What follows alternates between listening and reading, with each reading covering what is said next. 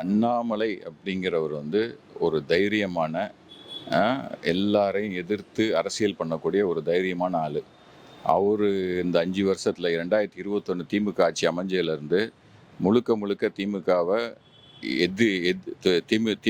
எதிர்த்து அரசியல் பண்ண ஒரே தலைவர் அவர் தான்.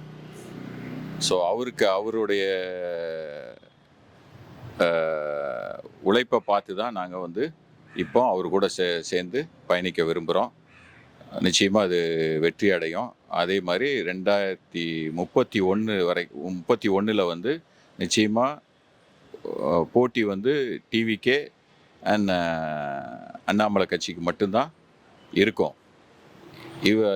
திமுக அதிமுக எல்லாமே காணாமல் போயிடும், இருக்கவே இருக்காது. இந்த 2029 எலெக்ஷன்லேயே அது தெரிஞ்சிடும். அது 2031 சுத்தமாக அவங்க இருக்காது. திராவிட கட்சிகள் அழிஞ்சிரும்.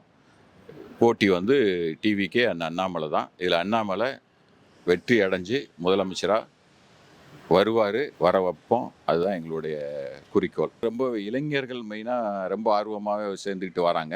மக்கள் மத்தியிலையும் இல்லை, நாங்கள் பார்த்த வரைக்கும் அண்ணாமலை அப்படின்னா ஒவ்வொரு வீட்லேயும் நிச்சயமாக அவருடைய முக்கியமாக மகளிர்கிட்ட வந்து நிச்சயமாக அவருடைய ஈர்ப்பு இருக்குது.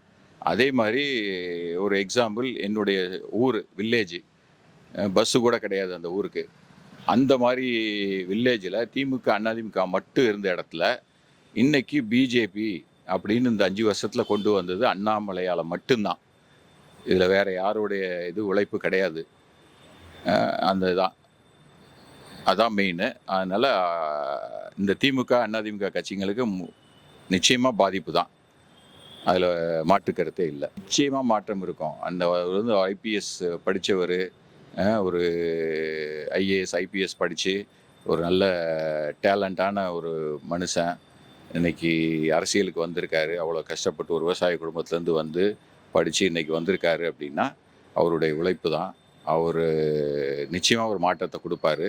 இது வரைக்கும் நடந்த மாற்றங்கள் நம்ம பார்த்தது வரைக்கும் நிச்சயமாக மக்களுக்கு நல்லதே நடக்கும். 2031 முதலமைச்சராகி அவர் மக்களுக்கான சேவைகள் கட்டாயம் செய்வார்.